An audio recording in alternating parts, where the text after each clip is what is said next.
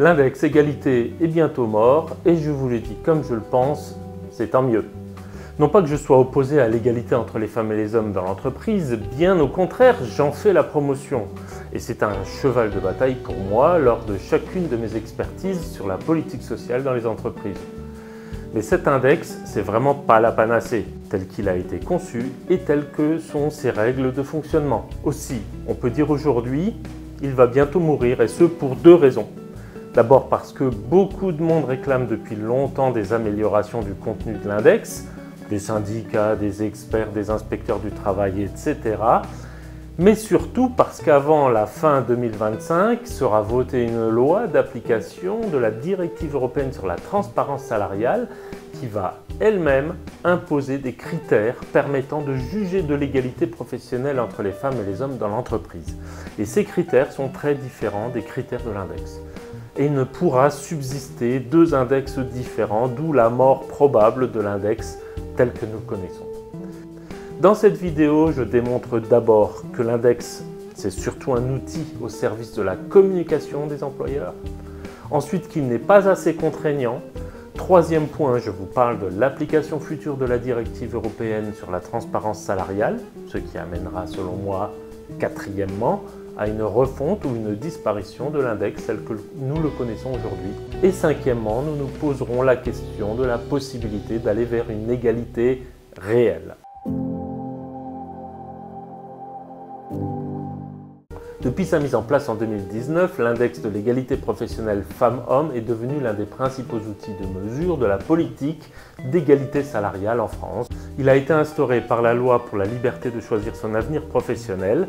Cet index impose aux entreprises de plus de 50 salariés de publier un score annuel mesurant les écarts de rémunération entre les femmes et les hommes, ainsi que d'autres indicateurs relatifs à l'égalité professionnelle. Les augmentations, les promotions, le congé maternité et la présence de femmes parmi les 10 plus hautes rémunérations de l'entreprise. Présenté comme une avancée, il devait inciter les entreprises à se corriger sous peine de sanctions. Mais 6 ans après son lancement, de nombreuses critiques soulignent ses limites, sa faible portée corrective et surtout son inadéquation face aux nouvelles exigences européennes. Avec l'arrivée prochaine de la loi de transcription de la directive européenne sur la transparence salariale, l'index est voué à disparaître ou à être profondément remanié.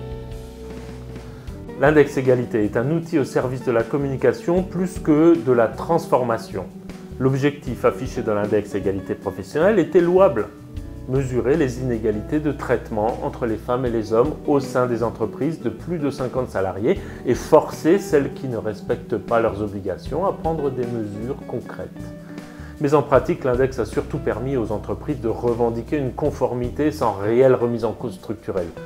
Il est trop facile d'obtenir les 75 points minimum et l'effet pervers est donc que les entreprises ayant dépassé ce seuil pouvaient estimer qu'elles étaient dans les clous en matière d'égalité professionnelle femmes-hommes, alors que ce n'était pas le cas.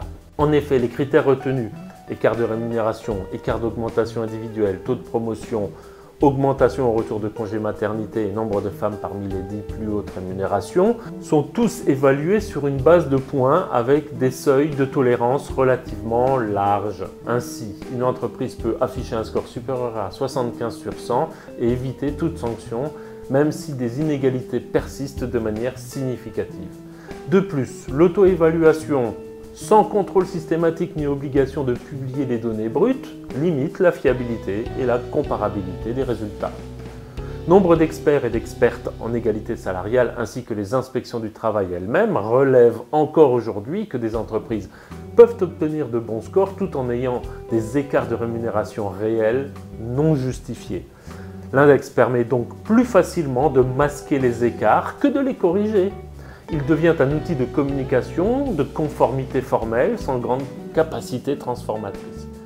Oui, l'auto-évaluation est biaisée. Des études indépendantes montrent que les notes déclarées par les employeurs sont souvent plus élevées que les indicateurs recalculés à partir de données administratives. De plus, les effets concrets de l'index égalité professionnelle ont été limités. Les écarts de salaire sont persistants. Par exemple, une étude de l'INSEE affiche qu'il persiste en 2023 15% d'écart de salaire entre hommes et femmes à poste comparable. Ceci confirme que l'index n'a pas fondamentalement changé la réalité structurelle. Avant de passer au deuxième point, je vous invite à cliquer sur le pouce bleu pour pouvoir être plus facilement informé par YouTube lorsque les futures vidéos de cette chaîne seront publiées. Et abonnez-vous.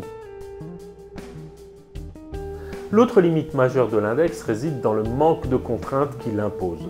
Certes, une entreprise qui obtient moins de 75 points pendant 3 années consécutives peut se voir infliger une pénalité financière pouvant atteindre 1% de sa masse salariale. Mais dans les faits, seules 106 sanctions ont été prononcées, car il n'y a pas assez de contrôle systématique ni d'une véritable volonté politique de contraindre les employeurs. De nombreuses entreprises, notamment les grandes structures, disposent d'équipes RH capables d'optimiser les résultats de l'index sans nécessairement remettre en cause les biais profonds du système salarial.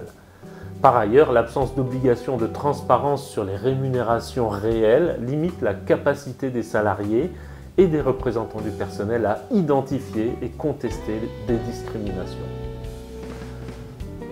La directive européenne sur la transparence salariale, adoptée en avril 2023, impose une refonte profonde des pratiques nationales. Elle doit être transposée dans le droit français d'ici le 7 juin 2026. Et l'actuel ministre du Travail a affirmé proposer un projet de loi dès l'automne 2025.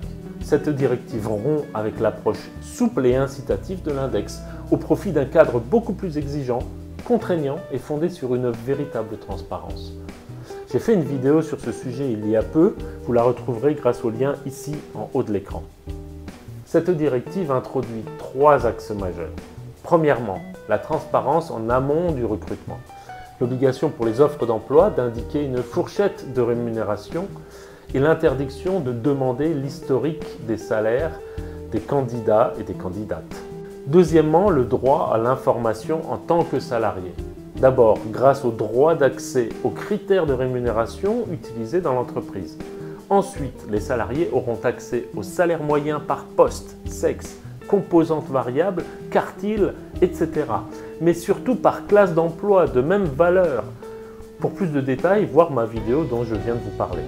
Cela rendra la rémunération objectivable et favorisera le dialogue social et renforcera la capacité à détecter des discriminations. Troisièmement, des sanctions et obligations concrètes. Un dépassement d'un écart supérieur à 5% entre les sexes déclenche un audit conjoint avec les représentants du personnel. Ce sera un grand progrès car il n'y a pas ça dans l'index égalité pro. Des amendes progressives jusqu'à 1% du chiffre d'affaires en cas de récidive après une première sanction d'environ 25 000 €. L'inversion de la charge de la preuve, c'est l'employeur qui devra démontrer qu'il n'y a pas de discrimination salariale. En fait, cela existe déjà dans le droit français depuis 2008, mais il est tout de même utile de le préciser ici, car j'ai entendu récemment des gens annoncer que ce serait une grande avancée en France. Ben non, puisque ça existe déjà depuis 2008. Ce cadre légal donne aux salariés et à leurs représentants des leviers puissants pour exiger l'égalité réelle. Il rend caduque la logique déclarative et peu vérifiable de l'index, en imposant une transparence effective fondée sur des données objectives. Attention néanmoins, le diable se loge souvent dans les détails. On ne sait pas ce que contiendra la loi de transcription de cette directive européenne en droit français. Il existe toujours une marge de manœuvre qui permet d'adapter le contenu d'une directive au droit du pays qui l'a transcrit. Il existe donc un risque que la loi française dénature certains aspects contraignants de la directive. Je peux vous dire que les syndicats sont en ce moment même en concertation avec la ministre du Travail pour définir ce que sera la loi française. Face à ce changement de paradigme, l'index égalité tel qu'il existe apparaît obsolète. Sa méthodologie, ses seuils, sa logique de notation interne ne permettent ni de répondre aux exigences de la directive, ni de garantir une transparence suffisante.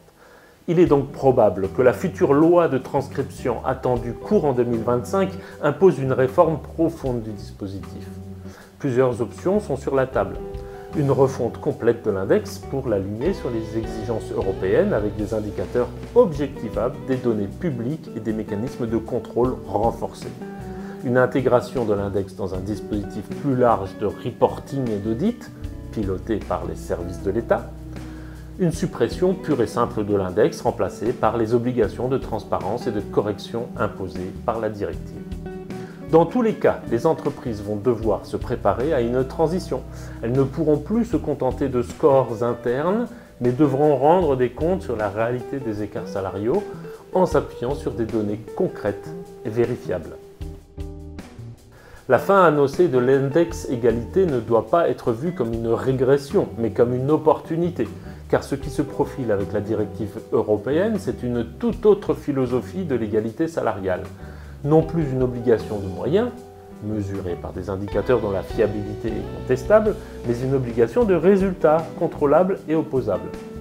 En cela, la directive s'inscrit dans une logique de renforcement des droits des salariés et en particulier des femmes dans l'entreprise. Elle facilite les recours, impose des obligations précises aux employeurs et donne aux autorités publiques des outils de contrôle plus solides. Elle permet également une comparaison entre les États membres en harmonisant les standards de transparence.